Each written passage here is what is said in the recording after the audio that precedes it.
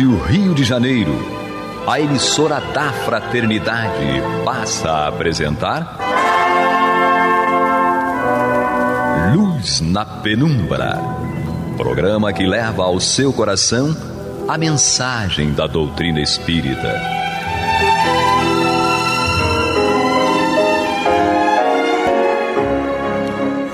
E com vocês, Canrobert Bueno e Isabel Nascimento, para o estudo do livro A Gênese, da obra codificada por Allan Kardec.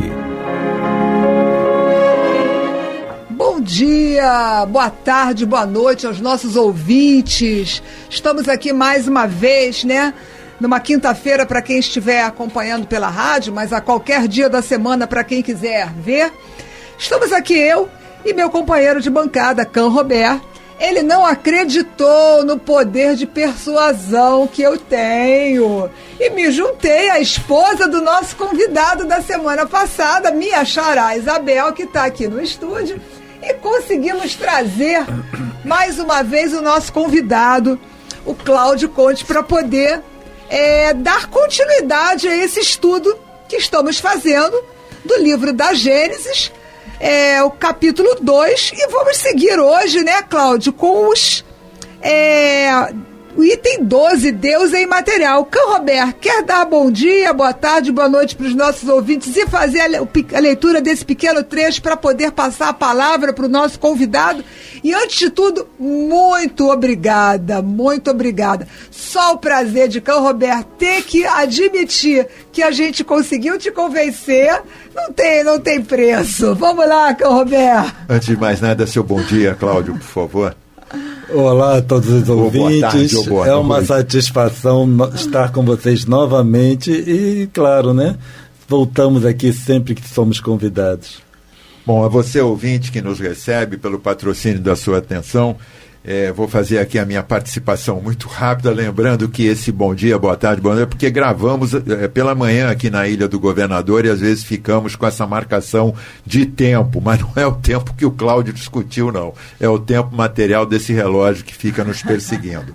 E tomando aqui o item 12, Deus é imaterial, começa aqui. Deus é imaterial, isto é, a sua natureza difere de tudo o que chamamos de matéria.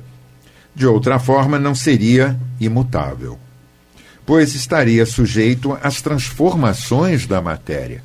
Deus não tem uma forma apreciável pelos nossos sentidos. Se tivesse, seria matéria. Dizemos, a mão de Deus, o olho de Deus, a boca de Deus, porque o homem, conhecendo só a si, toma-se como termo de comparação para tudo o que não compreende. São ridículas essas imagens em que Deus é representado pela figura de um ancião de longas barbas, envolto em um manto. Ele tem o inconveniente de rebaixar o Ser Supremo às mesquinhas dimensões da humanidade, e daí a lhe atribuírem as paixões humanas e a fazerem dele um Deus colérico e ciumento, e só a um passo. Eu vou entregar a palavra para o Cláudio. Entrega a palavra, Canrobert, pelo amor de Deus. Essa foi a pegada mais forte que eu vi até agora sobre Deus, e ele colocou aquilo que tínhamos comentado no programa passado, na minha lembrança, quando fizemos aquela comparação da obra de Michelangelo. Realmente, ele quebra aqui todos os paradigmas e vai firme, vai chamar de uma relação quase que mesquinha, para a gente se esconder atrás dessa dimensão.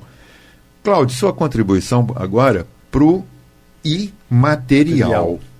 Se o atemporal já deixou a gente com a cabeça rodando, vamos ouvir agora o imaterial. O imaterial é só continuação. Como nós falamos em algum momento dos nossos estudos, que Kardec deixa portais abertos que nos permite aprofundar mais o entendimento.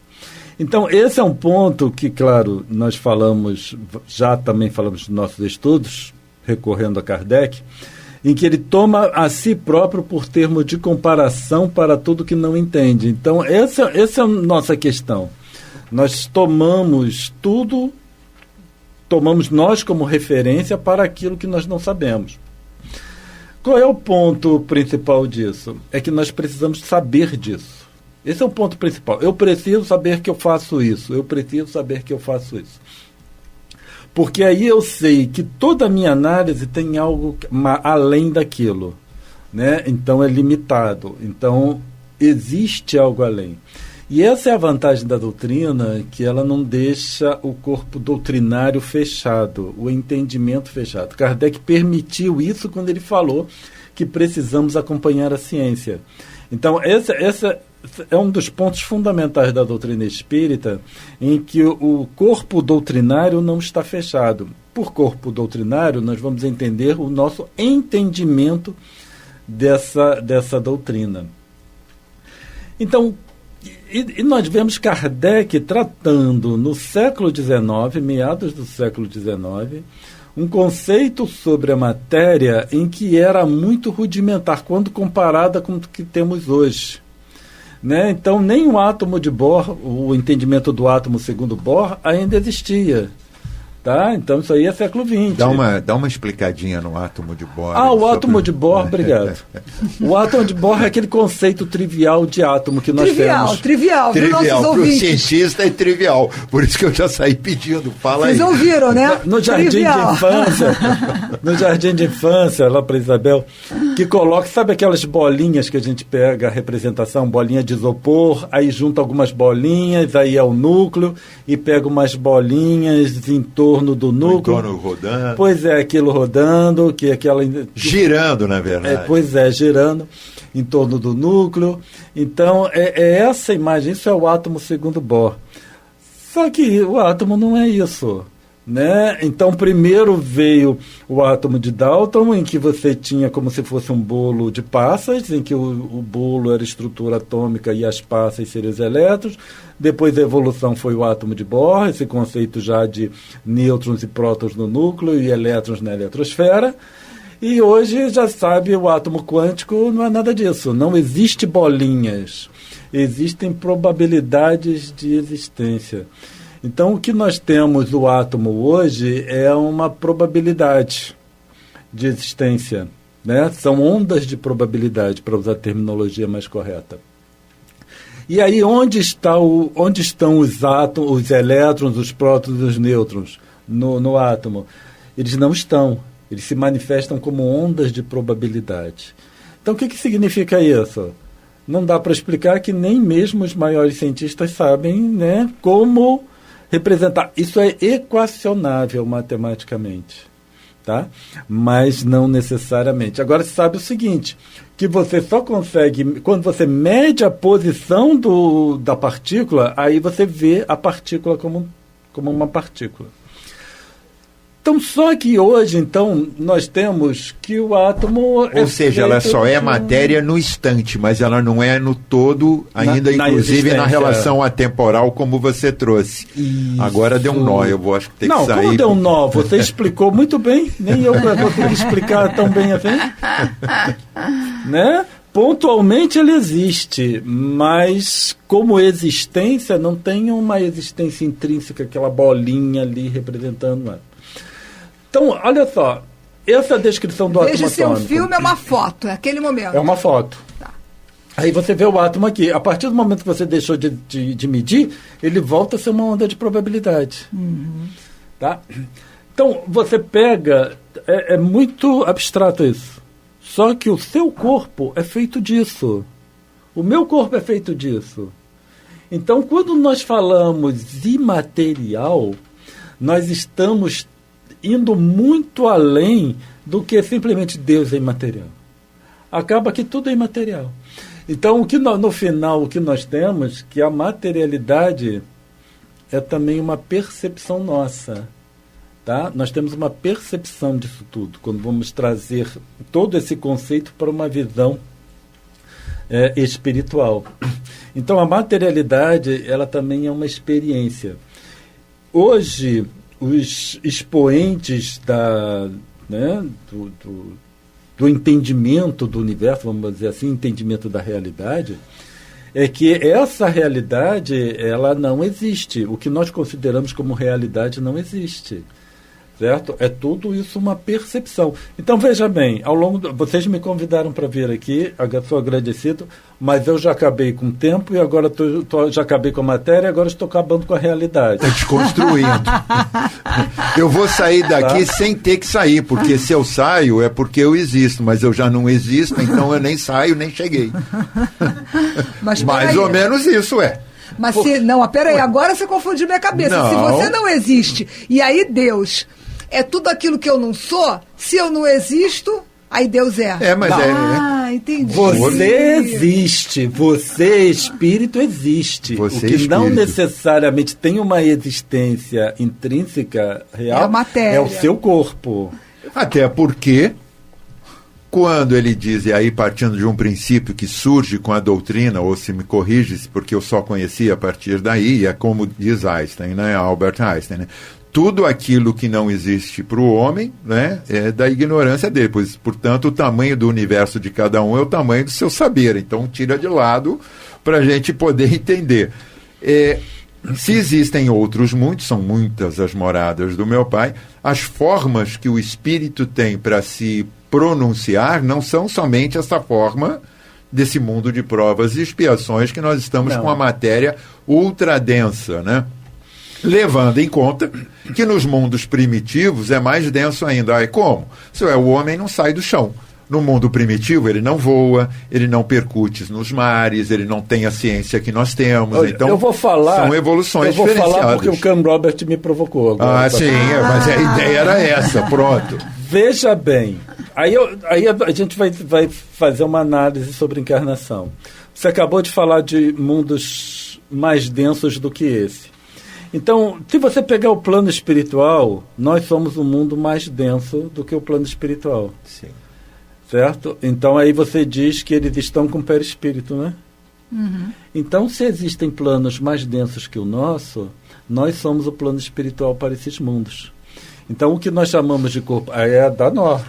A Isabel aqui tremeu a cabeça agora. Então, para esses espíritos, se eles que estão em mundos mais densos, se eles tiverem capacidade de análise, conceituação de mundo espiritual, etc., eles se referem a nós como no perispírito. Então, se um espírito desses, no mundo mais denso, for médium e me ver, ele vai dizer que viu o meu perispírito. Viu o perispírito do espírito. Um ponto importante que eu gostaria de deixar salientado é que todo esse avanço do conhecimento científico, certo? Quando nós aplicarmos de forma mais generalizada para o entendimento da doutrina espírita, não mudar está tudo aqui, você consegue ver os portais todos na codificação. Isso eu queria deixar claro. Quando nós começarmos a aplicar isso de forma generalizada, todos esses conceitos que nós temos como fixos, reencarnação, Deus, espírito, processo evolutivo, isso tudo vai ser alterado. Nós vamos por uma outra nível de entendimento. E aí, tudo isso que nós temos hoje, que nós, infelizmente, nós ouvimos companheiros nossos achando que estamos na faculdade do espírito, né? Que já temos um entendimento do mundo espiritual. Isso tudo é história para boi dormir. É aquela criança lá no jardim de infância que a Isabel já falou. Você está me comprometendo agora, para mim Cláudio. também é jardim de infância. Para mim também é jardim de infância. Tem ginásio? Tem o ginásio primário, jardim de infância. E quando a gente fala colegial, aí é que pega. Aí que pega mais ainda. E eu tô livre dessa. Você fez admissão? Isabel, não fica criando situações, Isabel. Vamos seguir. Foi para descontrair, porque a nossa cabeça já estava aqui. Eu sei. Mas isso tudo vai ser alterado. Então, o que eu acho mais interessante, que me atrai muita atenção, é que esses 5 livros escritos no meados do século XIX, ele ainda não foi completamente, extraído, né, avaliado, destrinchado, obrigado, destrinchado. Nós ainda vai demandar algumas décadas, séculos, para até nós chegarmos a uma necessidade da doutrina espírita 2, por exemplo, tá? E inclusive alguns acham que tudo que tem está aqui na doutrina espírita 1, né? Mas não, tem doutrina muita pretensão, 2, né? 3, 4, 5... Então, teve a sucessão, né? Você falou aí do budismo. Nós temos hinduísmo e budismo, que inclusive Emmanuel traz na obra, agora falhou o nome, que ele vai falar da importância desses povos todos que se originaram e vieram trazendo a construção do planeta que nós estamos, né? Então, nós vamos poder, por exemplo, uma abordagem que você já fez nos seus programas e que está lá contido no Pentateuco, que nós podemos trazer, quando a própria reflexão de Kardec diz assim, Sócrates falou, estava lá atrás já. Nós temos uma continuidade da evolução do conhecimento, ele não está fechado. Se nós olharmos, que nós tivemos lá o programa Isso é Papo de Espírita tratando inteligência artificial, e você fala, a doutrina espírita foi disruptiva para aquele momento, foi, mas não foi para criar uma outra caixinha e deixar fechado na caixinha do que está. Ao contrário, foi para botar, para pensar, saída que a Gênese dá. Saída que está na Gênese. A todo momento tem esses portais na Gênese também. Saída que ela dá para você ter esse processo de evoluir o pensamento. Porque o que é imaterial, que a gente chama de pensamento, também não é. No meu ver, tem matéria, né? A gente tem a construção material no próprio pensamento. Roberto, deixa eu lembrar para o nosso público que está chegando agora que a gente está aqui hoje com um convidado que acabou, aquele convidado que já tinha enrolado um pouco a nossa cabeça e ao mesmo tempo trazido muitas luzes para as nossas reflexões do estudo aqui da Gênesis, capítulo 2.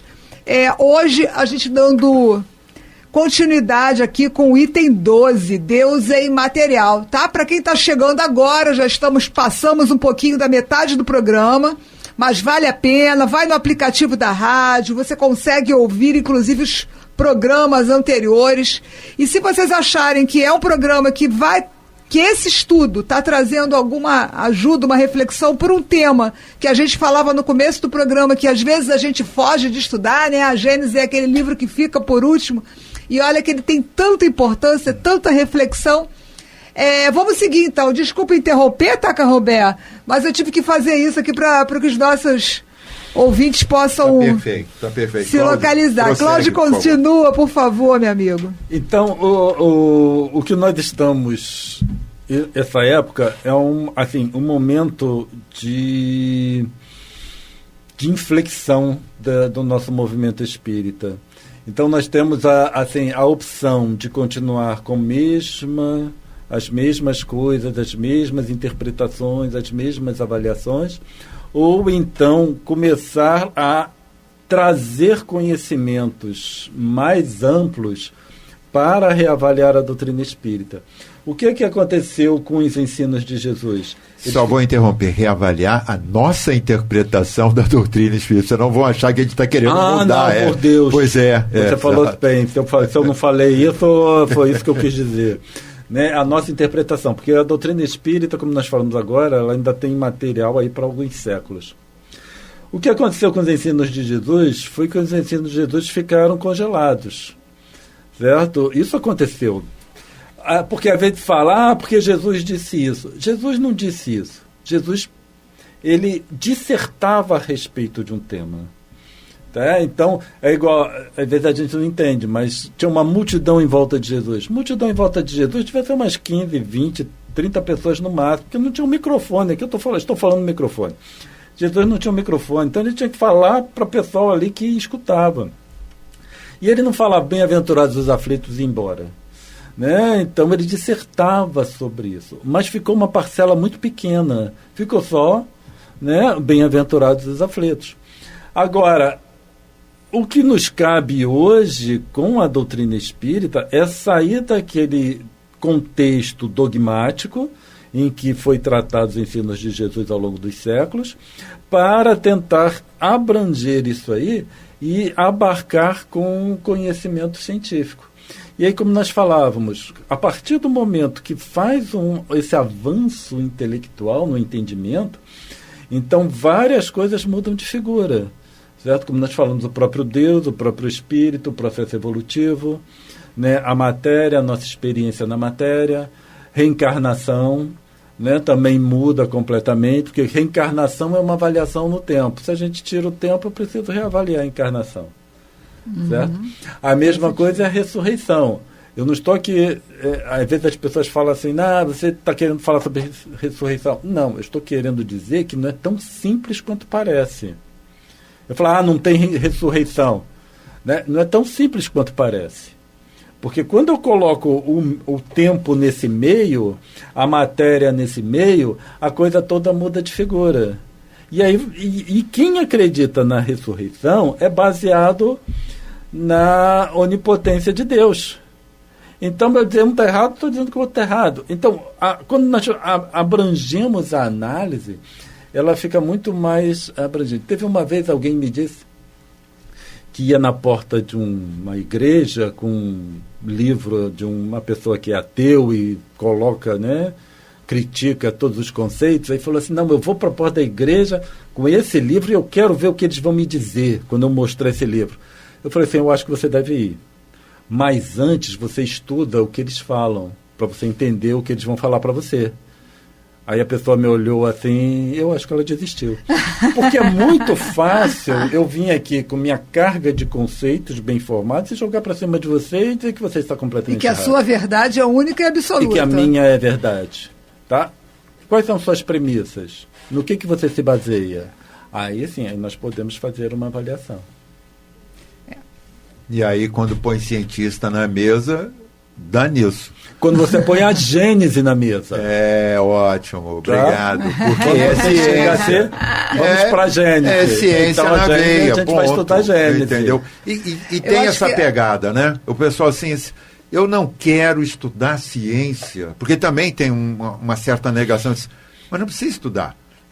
Você está imerso no que é a ciência, porque ciência é conhecimento. E o que o mundo produz a todo instante é um conhecimento. Se bom ou ruim, depende do que você faz uso e de como a aplicação dele. Lembrando, né, que que se a gente tem hoje a vida que a gente tem, é tudo graças às ciências, né? Imagina, 100 anos atrás, 1925. Medicina, né? Medicina sem a ciência, enfim, a tecnologia sem a ciência, tudo precisa da ciência. E esse estava para descontrair, você estava falando agora no final, e eu pensava no jargão que a gente brinca. Tem complexo de Gabriela. Eu nasci assim, eu cresci assim, eu vou morrer assim. Eu acho que é esse convite para a gente sair desse movimento de complexo de Gabriela e falar o que tem à frente. O que tem à frente? Será que eu agora já saí do meu jardim de infância, já quero olhar como uma criança que está descobrindo o mundo com, 9, 10 anos, né? Eu acho que tem muita coisa por aí. Eu acho que a gente está chegando no final do nosso programa, Carroberto. Vamos deixar agora o Cláudio finalizando, Cláudio. Só para finalizar, porque nós falamos no momento de inflexão. E esse momento de inflexão é decorrente das facilidades que nós temos hoje. Dentre elas, a inteligência artificial, que foi tema lá do nosso programa. Foi 17 de maio, eu lembro. Lá no Isso é Papo de Espírita. Então, quem tiver curiosidade, fazendo aqui o meu... Tá, inclusive no YouTube, viu? Quem quiser, quem não teve YouTube, oportunidade Facebook, de ver, vai poder buscar lá. Pode o Cláudio. Está dentro do aplicativo da Rádio Rio de Janeiro. Vamos lá, Cláudio, vamos lá. Vamos para finalizar. Pode fechar. Vocês então, dois fecham. Só agradecendo mesmo a participação, né? A possibilidade de trazer aqui as nossas reflexões. E é sempre um prazer estar com vocês aqui. Isabel? Muito obrigada a todos que acompanharam esse estudo. Estejam com a gente na próxima semana. Eu não vou poder tentar convencer ele a vir mais uma vez no programa, porque eu vou causar um problema. Acho que você lembra que ele mora em Teresópolis, né? Só para lembrar. Mas assim, Isabel... foram 4 semanas aqui com a gente. Muito obrigada a vocês. Obrigado à nossa querida Isabel, a esposa e CEO do lar, que trouxe o Cláudio aqui conosco.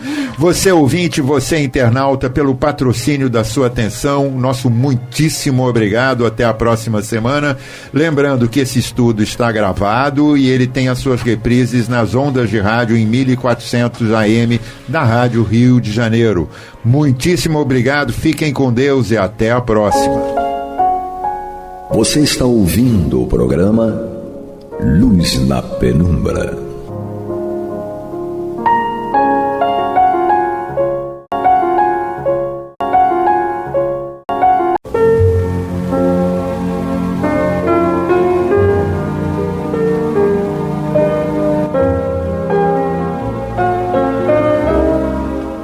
Rádio Rio de Janeiro está levando ao seu lar e ao seu coração a mensagem consoladora da doutrina espírita, através do programa Luz na Penumbra.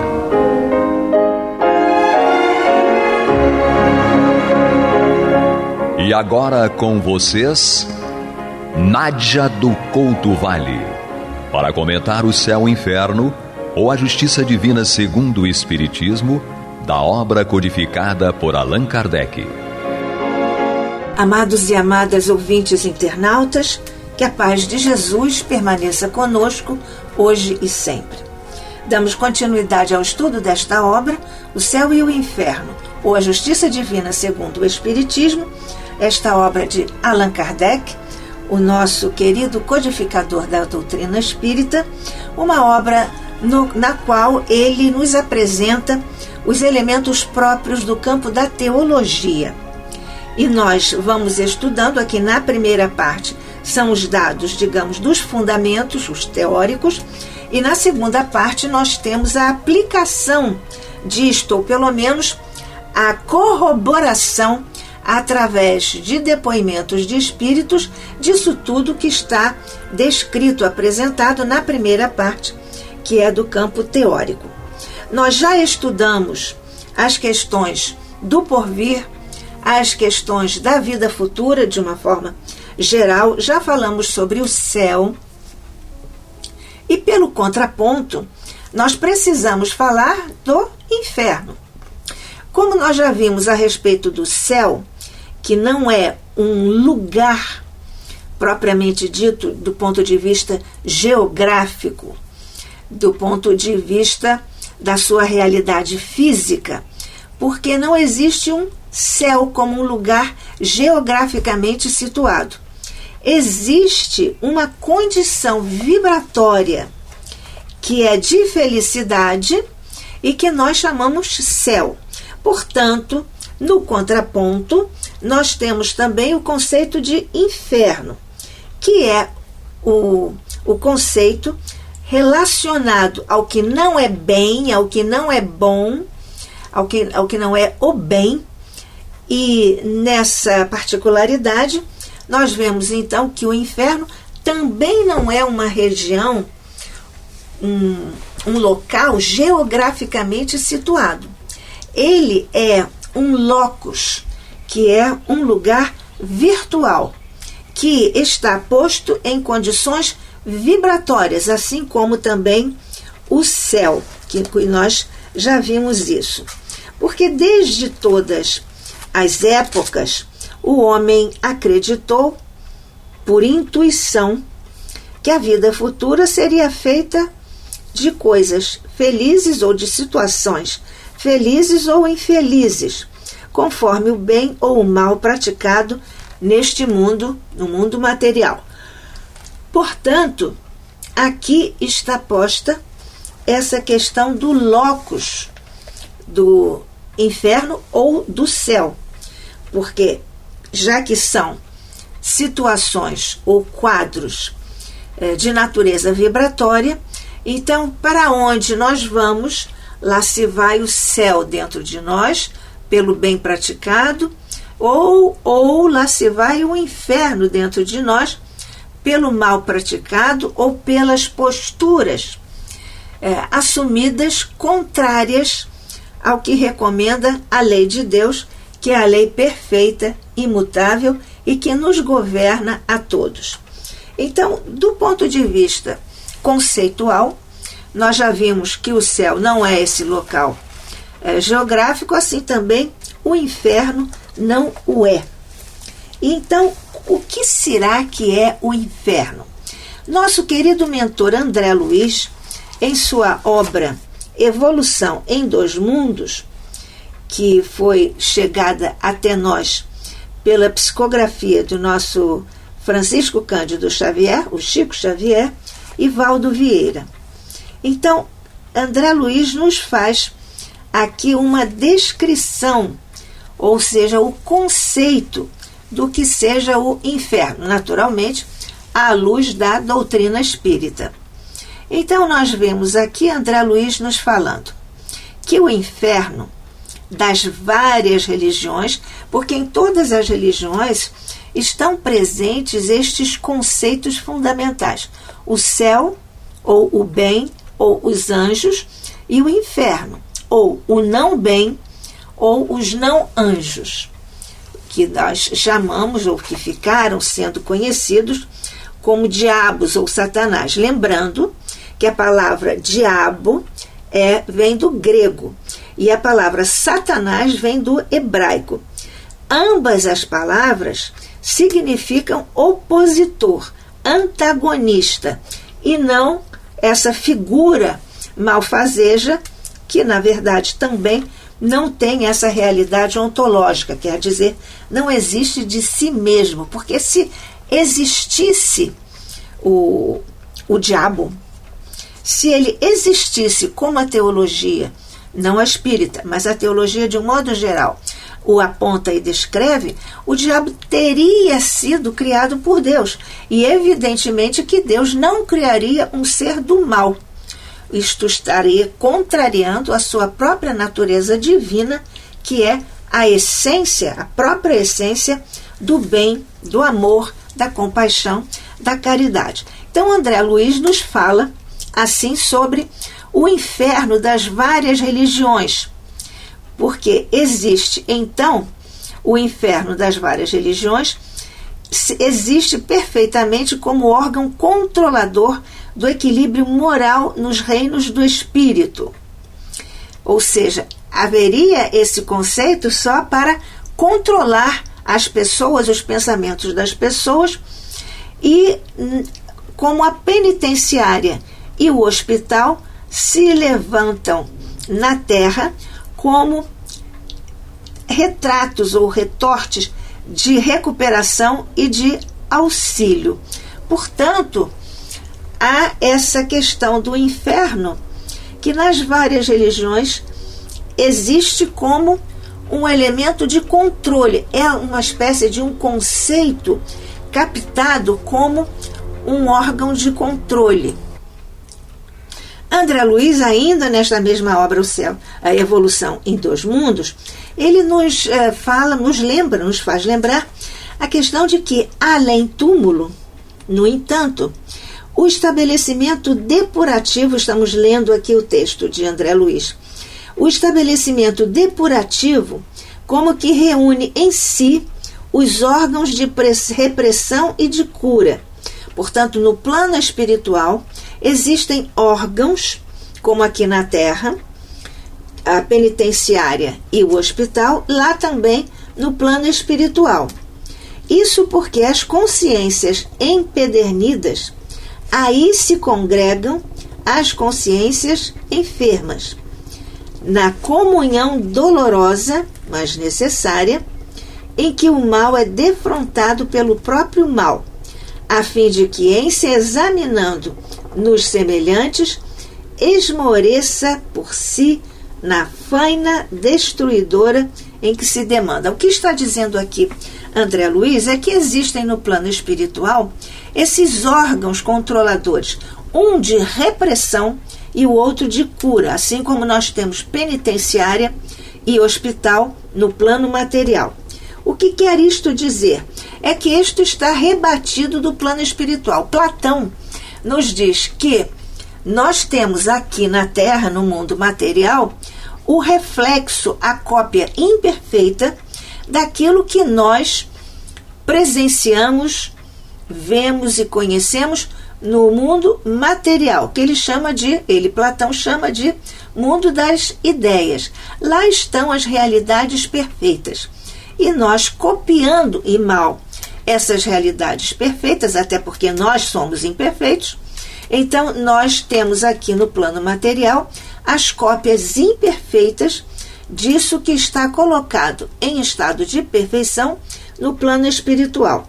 Portanto, se nós temos aqui a penitenciária e o hospital para curarem as questões dizendo respeito aos crimes, por isso temos a penitenciária, e a cura no ponto de vista das doenças, das enfermidades que nós vamos construindo para nós mesmos. Então, deste ponto de vista, essas consciências doentes estão em companhia ou em comunhão dolorosa, tanto esses que vão para a penitenciária espiritual, quanto aqueles que vão para o hospital espiritual. Mas então, os dois locais, existe um tipo de locus e outro tipo de locus, o plural é loci. Então, nesses dois loci, que são os locais virtuais, então, nestes locais estão aqueles que vão para a penitenciária e aqueles que estão muito enfermos. Então, tudo está relacionado ao mal, ao afastamento da lei. Então, uns estão diante dos outros, é um mal diante do mal, para aprender o que é o mal e aprenderem o desejo do não mal. Então, nesta particularidade, o mal é defrontado pelo próprio mal, como diz André Luiz, e ele segue aqui na psicografia de Chico Xavier e de Valdo Vieira, a fim de que, em se examinando aos semelhantes, ou seja, o mal aprecia, observa e vê que está muito parecido com os outros também no mal, então isso esmoreça por si na faina destruidora em que se desmanda, ou seja, esses espíritos vão aprendendo pelo não mal aquilo que é o bem. Continua na descrição do inferno a psicografia de Chico Xavier e Valdo Vieira em a evolução em dois mundos. Então, André Luiz, nosso querido mentor, nos diz: é assim que as inteligências ainda perversas se transformam em instrumentos reeducativos daqueles que começam a despertar. Como é que André Luiz nos coloca aqui as inteligências ainda perversas e coloca inteligências com maiúscula? Porque todos os espíritos nós todos vamos desenvolvendo aquilo que nós chamamos no discurso espírita as duas asas. Então, nós temos uma asa que é da cognição, do intelecto, da razão, que nós desenvolvemos mais, melhor e mais rapidamente e mais profundamente do que a moral, que diz respeito mais ao bem. Então, André Luiz diz que as inteligências ainda perversas já são inteligências, mas ainda não são boas, não têm ainda moral. Então, é assim que as inteligências ainda perversas se transformam em instrumentos reeducativos daqueles que começam a despertar, que é, na verdade, essa relação do mal perante o mal. E assim, essas inteligências se transformam em instrumentos reeducativos daqueles que começam a despertar pela dor do arrependimento para a imprescindível restauração, ou seja, os maus sempre deixarão de ser maus, porque o mal não existe, não tem realidade ontológica, quer dizer, ele não se sustenta de si mesmo. Mas aqui está a questão básica, que é o próprio mal vai servindo de instrumento para o despertamento da consciência. Nós verificamos isso conversando com os nossos irmãos à mesa mediúnica. Então, ou porque eles estão arrependidos, cansados de praticar o bem, para então transitarem dessa condição vibratória para a restauração. Os próprios espíritos, nesse caso, pedem oportunidades para se retificarem, se corrigirem a si mesmos pela reencarnação. Como nós vemos aqui no nosso estudo, Eunádia do Couto Vale. E você, amigo, amiga, ouvinte, internauta, aqui no programa Luz na Penumbra, na Rádio Rio de Janeiro, a emissora da Fraternidade, estudando aqui o capítulo 4 da primeira parte de O Céu e o Inferno, ou A Justiça Divina segundo o Espiritismo, um capítulo 4 da primeira parte em que nosso querido codificador Allan Kardec nos apresenta o inferno. E deste ponto de vista, nós estamos inicialmente estudando juntos, o conceito de inferno que nos apresenta André Luiz em Evolução em Dois Mundos, pela psicografia de Chico Xavier e de Valdo Vieira. Então já vimos que aqui há uma função do mal diante do mal, e André Luiz continua. O inferno, dessa maneira, no clima espiritual das várias nações do globo, pode ser tido na conta de imenso cárcere hospital, como nós estamos falando dessas duas organizações, no plano espiritual, como temos também no plano material, em que a diagnose terrestre encontrará realmente todas as doenças catalogadas na patologia comum, inclusive outras muitas, desconhecidas do homem, não propriamente oriundas ou sustentadas pela fauna microbiana do ambiente carnal, ou do corpo, mas nascidas de profundas disfunções do corpo espiritual e muitas vezes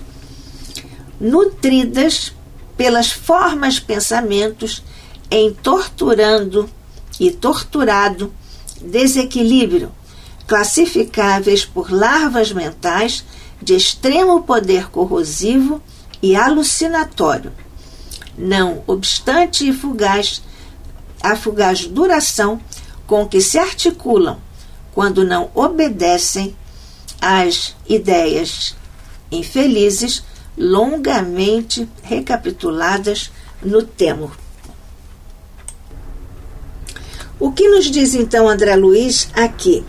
Diz-nos que como existe essa correspondência do plano material e do plano espiritual com as realidades de instituições ou locais para os criminosos, como nós temos o cárcere, e para os enfermos, porque os criminosos também são enfermos da alma, mas existem outras enfermidades que levam as criaturas na Terra e os espíritos no espaço aos hospitais do plano espiritual.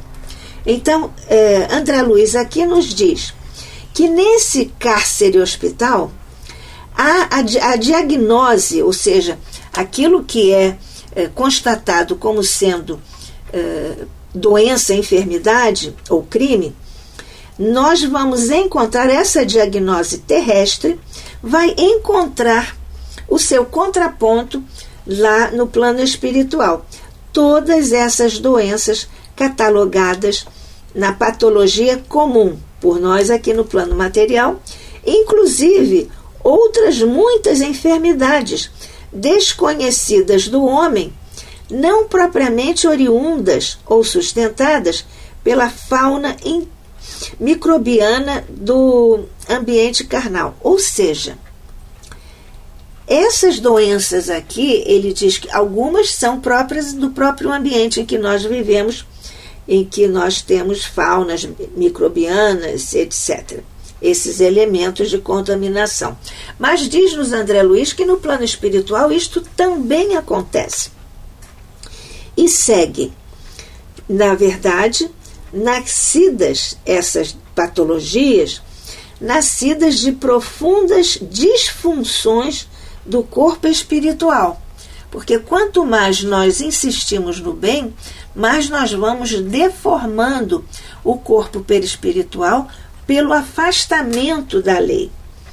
Então, muitas vezes, essas situações, essas doenças, essas enfermidades, estão nutridas ou são nutridas pelas formas pensamento em torturado desequilíbrio. Que são formas de pensamento, que este é um conceito de André Luiz. É que nós, quando nós pensamos, nós exudamos, nós liberamos energias que têm um poder plasticizante, ou seja, um poder de construir formas com o pensamento. Então, as formas pensamento todos temos, mas de acordo com a nossa vigilância e com a qualidade dos nossos pensamentos, sejam eles positivos ou negativos.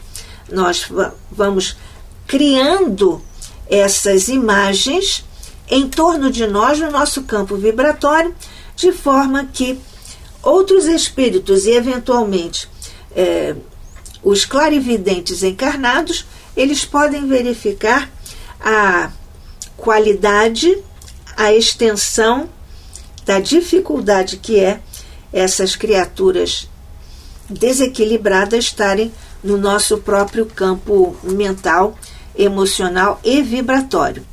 Então, nesta condição, essas formas de pensamentos ficam em torturado desequilíbrio. Nem era para ser diferente, até porque essas situações são das construções, das formas que nós construímos com o nosso pensamento desalinhado da lei e da luz. Mas é claro que também existe a construção, a elaboração de formas benfazejas, sutis, claras, objetivas, saudáveis. Então nós temos também este contraponto lá no plano espiritual. Temos o céu e o inferno nesta condição. Então segue aqui André Luiz nesse item, conceito de inferno. E ele diz: porque essas formas de pensamento são classificáveis por larvas mentais de extremo poder corrosivo e alucinatório. Elas são obsidiadas, ou elas são elemento que nós poderíamos chamar de um elemento próximo do processo obsessivo, pela simples presença da natureza dessas vibrações, desses pensamentos. Então, essas questões são classificáveis, passíveis de serem classificadas por larvas mentais. Atenção para este conceito, são larvas mentais. E a palavra larva nós já sabemos, e isso está na mente. Ao extremo poder corrosivo e alucinatório, porque essas larvas vão fazer com que as nossas estruturas celulares no plano do corpo físico perispiritual, essas larvas funcionam no plano espiritual com relação ao nosso corpo perispiritual, exatamente como acontece quando na realidade do corpo físico. Então, essas larvas têm, segundo André Luiz, um extremo poder corrosivo e alucinatório. Portanto, essas larvas fazem com que o espírito, o indivíduo, fique louco, tenha alucinações e ainda tem um poder corrosivo, ou seja, de ir minando, contaminando, desqualificando a natureza da parte boa que nós sempre temos. Não obstante, diz André Luiz, todavia, a fugaz duração com que se articulam, ou seja, de tão rápido que essas larvas mentais se articulam, se apresentam, se colocam em comunhão, fazendo grupos em que se articulam, quando não obedecem às ideias infelizes, longamente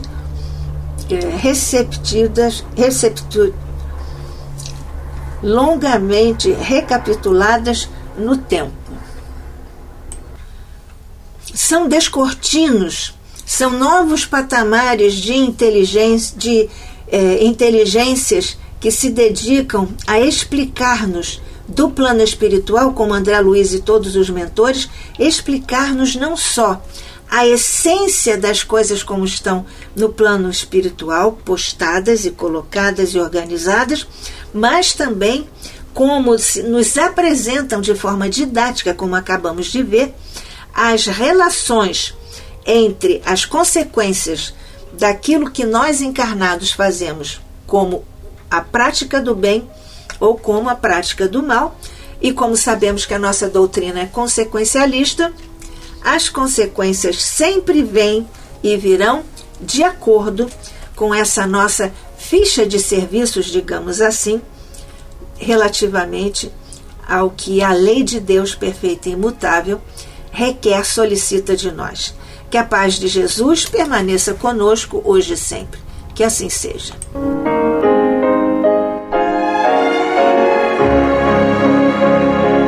E vamos ouvir agora a prece de encerramento de nosso programa, na voz de Geraldo de Aquino.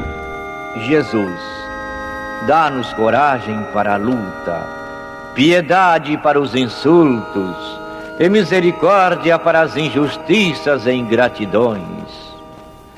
Limpa nossa alma de inveja e ambições mesquinhas, de ódio e de vingança o nosso caminho. E que dentro em pouco, ao recolher-nos de novo ao calor do nosso leito, para que o sono nos dê a paz e o esquecimento das tristezas humanas, possamos sentir, Senhor, no mais íntimo de nosso ser, a doçura indefinível do Teu amor e a grandeza incomparável da Tua divina presença.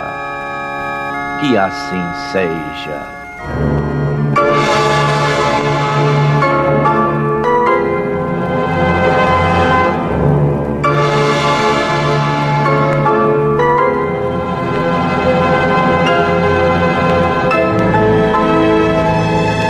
Acabamos de apresentar o programa Luz na Penumbra,